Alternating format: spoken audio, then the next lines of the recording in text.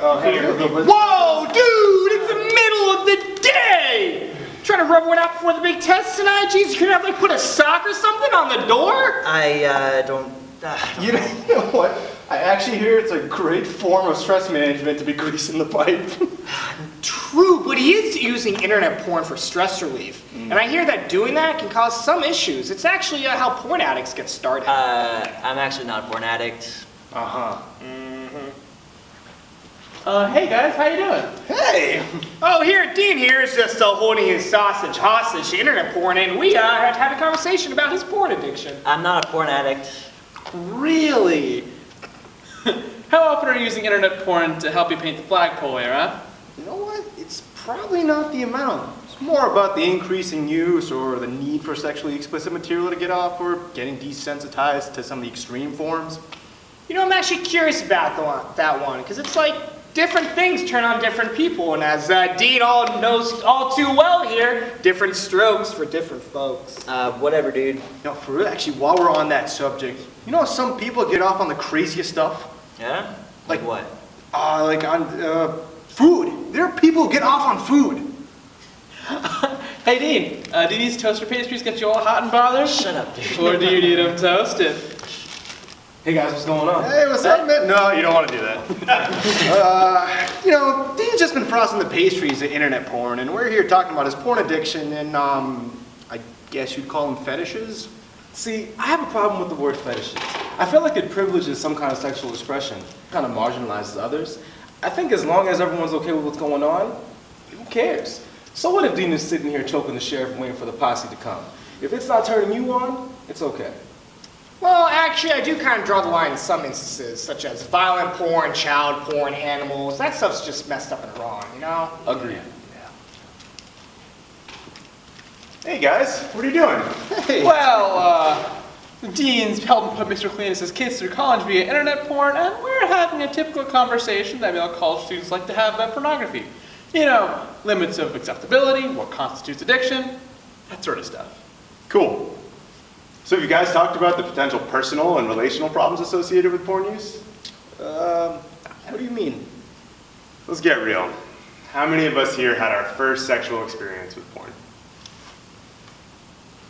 Mine was with my mom's fashion catalog. Math class. In any case, it's not uncommon that Dean is goosing his gherkin to pornography. But what do we really learn from this? We learn that our partners should always want to do what we want to do, and that when it's over, that they shouldn't be there. Dude, that's intense, you know? That makes me think. It's like, when we're done, we just close the computer, or we close up the magazine, and, you know, and that's it. There's no interaction afterwards. So I can see how it can become a learned behavior pattern. So that when we have a real person right in front of us, it can feel kind of surreal. Yeah, I read somewhere that like 90% of men have a experience with porn or using porn before the age of 15. So we're trying to like come quickly before our moms walk in the room. It teaches us to be really, really cautious, and it even promotes premature ejaculation. Yeah, I mean, not only that, it's pretty unreal expectations. Say more. Like, you know, every woman is bisexual and wants to have a threesome, or every guy has a 12-inch penis and go at it for 45 minutes. I don't know, that basically everyone is ready for sex at all times? Yeah, I can't remember actually having sex with a secretary or a teacher. Or the pool guy or the pizza delivery guy. Or with someone I just met 30 seconds ago. You know, I actually heard there's no such thing as porn addiction. Does that mean it's just a hobby for Dean? Enough already. Wait, what do you mean there's no such thing as porn addiction? Well, I read this mega study that was looking at all these other little studies, and the author of that paper said that there's actually no connection between porn use and erectile dysfunction, or that there's any changes to the brains of users. Huh. Dean's brain is just like the rest of ours. Never would have guessed. There was also something in there about therapists drumming up interest in this sort of concept to create an industry of sorts. Hey guys, what's happening? Hey! Why is your dad in my bedroom? Dad, what are you doing here? Well, you know, I was in the neighborhood. I thought I'd stop by and say hi. How y'all doing? Hey, good to see you guys. What's going on?